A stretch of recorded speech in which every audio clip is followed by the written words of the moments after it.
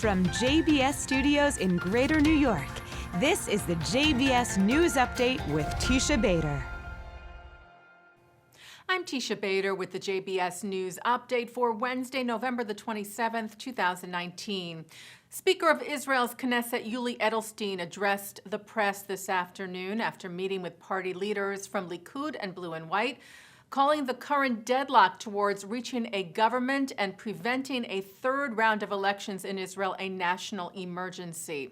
Edelstein said that negotiating teams from Likud and Blue and White would be meeting with him tonight in a last-minute effort. Edelstein said everyone understands that Israel is in the midst of a governmental state of emergency that could lead to a social and economic collapse. There is real cause for alarm. Today, he said, I approached the two major party leaders, referring to Benny Gantz and Israeli Prime Minister Benjamin Netanyahu, and asked them to meet with me in an attempt to form a government and prevent further election. He said, this is the moment of truth for Israel's political system. This is the moment to choose between leadership and cowardice. 2 rockets were fired at Israel from Gaza last night. One was intercepted by the Iron Dome missile defense system. The other landed in an open area. No damage or injury was reported. The IDF retaliated for the rocket attacks, striking several Hamas terror targets in Gaza. The office of Israel's newly named defense minister, Naftali Bennett, said that the bodies of Palestinian terrorists will not all be released to their families, a new deterrence against terror attacks. Israeli security forces generally take custody of terrorist bodies after they have committed attacks and have been killed. Some are later returned to the families for burial, though sometimes they are withheld to prevent celebratory incitement. The Times of Israel cited a diplomatic source saying that the policy change was brought up by the family of Lieutenant Hadar Golden, whose body is being held by terror group Hamas in Gaza, as a way to negotiate for the return of Golden's remains, as well as those of fellow IDF soldier Oron Shaul. Golden's parents welcomed Bennett's decision today, but also said that living terrorists should also not be released by Israel. They said the release of terrorists is a reward that cannot be handed to Hamas while it holds the soldiers and the civilians, referring there also to 2 living Israeli citizens being held by Hamas who suffer from mental issues. The Palestinian Authority, meanwhile, condemned Bennett's decision, calling Israel the terrorists. Spokesman for the Palestinian Authority Prisoners Affairs Commission, Hassan Abed Rabo, told the Times of Israel that the decision contravenes the Geneva Conventions, calling the decision immoral. Abed Rabdo said the most basic right of a family is to bury its loved ones.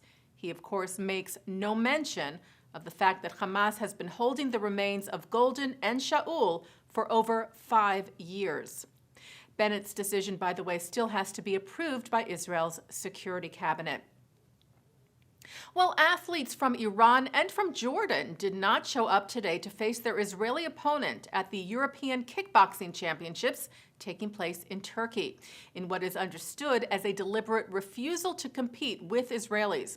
22-year-old Arab-Israeli Amir Assad, who won by default after the no-shows, told Hebrew media there shouldn't be politics in sport.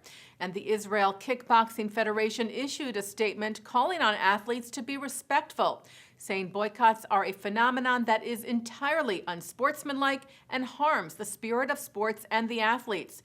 It is regrettable, they said, that an athlete from a neighboring country with which we have a peace agreement, referring there to Jordan, chose to commit such an ugly act. The United Nations General Assembly yesterday adopted an Israeli-led resolution. 147 countries voted in favor of the Agricultural Technologies for Development resolution. The Arab League countries, who usually automatically vote no on any Israeli-led resolutions, abstained. The resolution aims to improve access to agricultural technology for developing countries.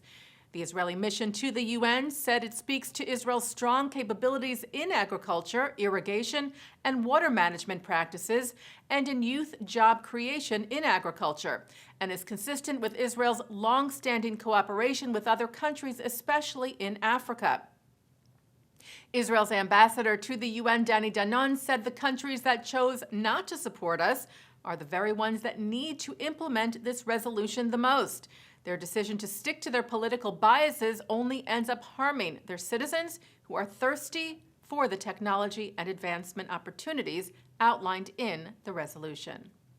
Taking a look now at our programming for tonight on JBS for Wednesday, November the 27th at 7. It's a special 2-hour-long In the News as Mark Golub sits down with Thane Rosenbaum, Mort Klein, and Benjamin Anthony, who respond to a letter signed by more than 100 Democratic members of Congress criticizing the Trump administration, saying that Israeli settlements are not illegal and the lack of Jewish outrage. At 9, Mark Golub sits down with retired British Colonel Richard Kemp, who talks about his military career and why he feels compelled to be an outspoken supporter of the State of Israel and its army. That is followed by the FIDF Gala, and coming up right after this newscast, it's Thinking Out Loud with Micah Halpern.